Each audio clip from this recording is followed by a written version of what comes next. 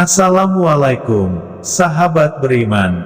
Video kali ini mengingatkan kita tentang kesaksian ulama akan kelahiran Syekh Abdul Qadir Jailani. Sahabat, Syekh Junaid al-Baghdadi, hidup 200 tahun sebelum kelahiran Syekh Abdul Qadir. Namun, pada saat itu ia telah meramalkan akan kedatangan Syekh Abdul Qadir Jailani. Suatu ketika Syekh Junaid al-Baghdadi sedang bertafakur, tiba-tiba dalam keadaan antara sadar dan tidak ia berkata, "Kakinya ada di atas pundakku. Kakinya ada di atas pundakku." Sampai 2 kali ia berucap seperti itu. Setelah ia tenang kembali, murid-muridnya menanyakan apa maksud ucapan beliau itu.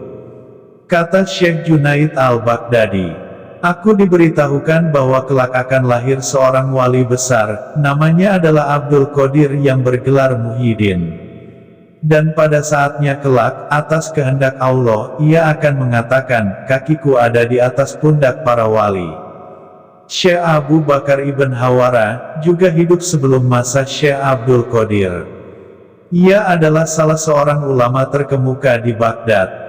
Konon, saat ia sedang mengajar di majelisnya, ia berkata, "Ada 8 pilar agama Autad di Irak, mereka itu adalah 1. Syekh Ma'ruf al-Karhi, 2. Imam Ahmad ibn Hanbal, 3. Syekh Bisri al-Hafi, 4. Syekh Mansur ibn Ammar, 5. Syekh Junaid al-Baghdadi, 6. Syekh Siri as-Sakoti, 7. Syekh Abdullah Etustari, dan 8. Syekh Abdul Qadir Jailani."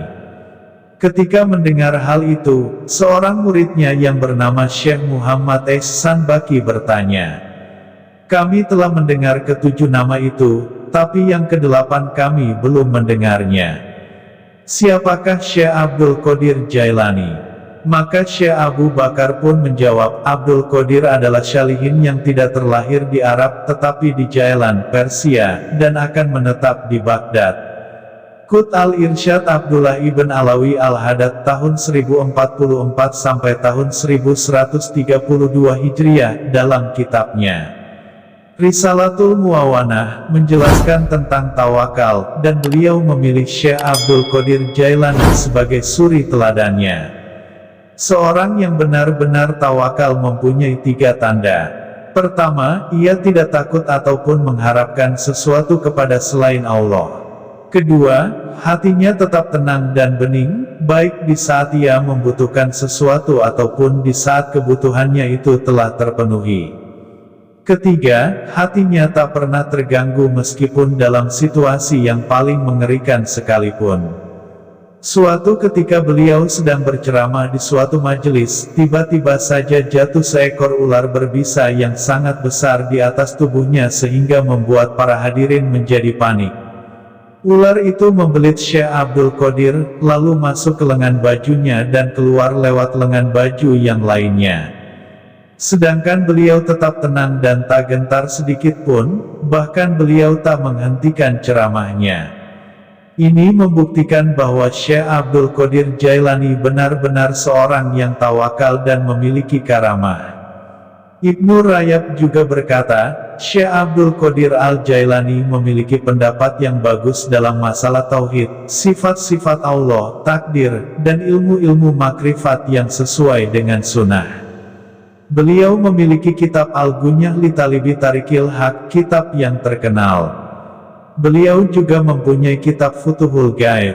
Murid-muridnya mengumpulkan perkara-perkara yang banyak berkaitan dengan nasihat dari majelis-majelis beliau. Dalam masalah-masalah sifat, takdir dan lainnya, ia berpegang pada sunnah. Petik 2. Al-Zahabi juga berkata, tidak ada seorang pun para ulama besar yang riwayat hidup dan karamahnya lebih banyak kisah hikayat, selain Syekh Abdul Qadir al-Jailani, dan banyak di antara riwayat-riwayat itu yang tidak benar bahkan ada yang mustahil terjadi. Semoga bermanfaat, jadikan hidup kita lebih bermakna dengan meningkatkan iman dan takwa kita kepada Allah. Sekian dan terima kasih, tunggu kisah-kisah Islam berikutnya.